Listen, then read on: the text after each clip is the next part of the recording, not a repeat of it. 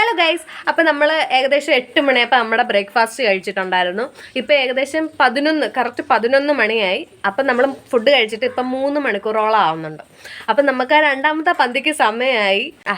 അപ്പം നമ്മൾ എന്തോ കഴിക്കാൻ പോകുന്നതായിരിക്കും നിങ്ങൾ വിചാരിക്കും. നമ്മൾ ഇന്ന് കഴിക്കാൻ പോകുന്നതെന്ന് വെച്ചാൽ ചിക്കൻ സ്റ്റ്യൂ എന്നൊക്കെ എനിക്ക് പറയണമെന്നുണ്ട്. പക്ഷെ അതൊന്നുമല്ല. നമ്മളിന്ന് കഴിക്കാൻ പോകുന്നത് എന്തോന്ന് വെച്ചാൽ പഴങ്കഞ്ഞി. അപ്പോൾ പഴങ്കഞ്ഞി കുടിക്കാൻ പോകുമ്പോൾ എല്ലാവരും പൊതുവേ എടുക്കുന്നത് പരന്ന പാത്രം അല്ലെങ്കിൽ വലിയ പാത്രം അങ്ങനെയുള്ള പാത്രങ്ങളൊക്കെ ആയിരിക്കും എടുക്കുന്നത്. പക്ഷേ ശരിക്കും നമ്മൾ അങ്ങനത്തെ പാത്രത്തിലിട്ടല്ല പഴങ്കഞ്ഞി കുടിക്കേണ്ടത്. അപ്പോൾ ശരിക്കും എന്തോ അങ്ങനെ നിയമമൊക്കെ ഉണ്ടാകും. അങ്ങനെ നിയമമൊന്നുമില്ല. പരന്ന പാത്രത്തിൽ ഇട്ട് കഴിക്കുമ്പോൾ നമുക്കറിയാം നമ്മൾ എത്ര ഫുഡ് കഴിക്കുന്നുണ്ട്, ഇത്ര ഫുഡ് നമ്മൾ കഴിക്കുന്നുണ്ട്, ഇതിൻ്റെ മണ്ട ഇത്ര നമ്മൾ ഇട്ടിട്ടുണ്ട് എന്ന് നമുക്കറിയാം. അതുകൊണ്ട് നമ്മൾ പരന്ന പാത്രത്തിൽ അങ്ങനെ പഴങ്കഞ്ഞി കുടിക്കാൻ പാടില്ലെന്നല്ല, അങ്ങനെ കുടിക്കരുത്. കുടിച്ച് നമ്മൾ കുറച്ച് കഴിക്കത്തുള്ളൂ. അപ്പം നമ്മൾ എപ്പോഴും പഴങ്കഞ്ഞി കുടിക്കേണ്ട പാത്രം ഞാൻ കാണിച്ചു തരാം.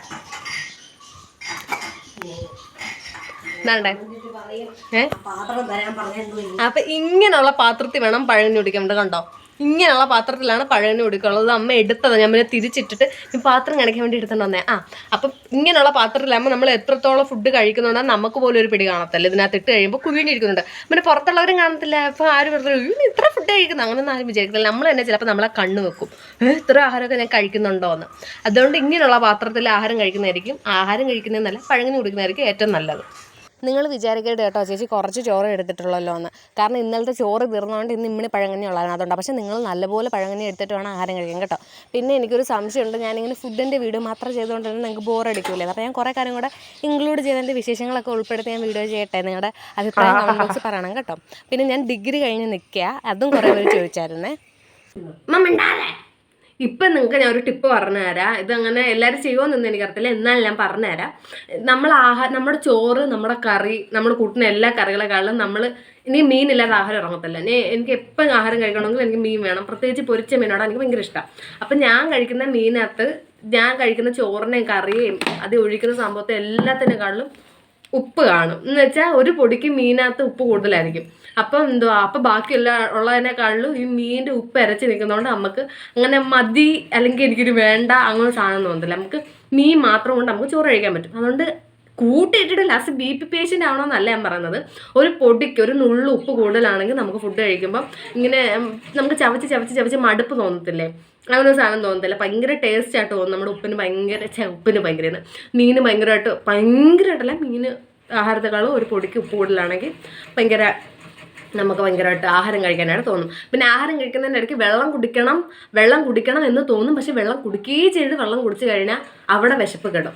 അപ്പം നമ്മൾ വെള്ളം കുടിച്ച് കഴിഞ്ഞാൽ അപ്പം വിശപ്പ് നിൽക്കും, നമ്മുടെ വയറ് ബുമ്മെന്നാവും. അതുകൊണ്ട് എത്ര വെള്ളം കുടിക്കണം. ചിലപ്പോൾ തോന്നും ഒരൊറ്റ സിപ്പ് എടുത്തിട്ട് ഞാൻ നിർത്താൻ തോന്നും. ഒരു സിപ്പ് എടുക്കും, പിന്നെ 2, 3, 4 അങ്ങനെ ഗ്ലാസ് മൊത്തം കുടിച്ച് തീർക്കും. അതുകൊണ്ട് എത്ര വെള്ളം തൊണ്ടയിൽ കുരുങ്ങുവാണെങ്കിൽ വെള്ളം കുടിക്കണം. അല്ലാതെ നമുക്ക് വെള്ളം കുടിക്കാനൊരു ടെൻഡൻസി വരുമല്ലോ. വെള്ളം കുടിക്കരുത്. ആഹാരം കഴിച്ച് കഴിഞ്ഞിട്ട് വെള്ളം കുടിച്ചോ.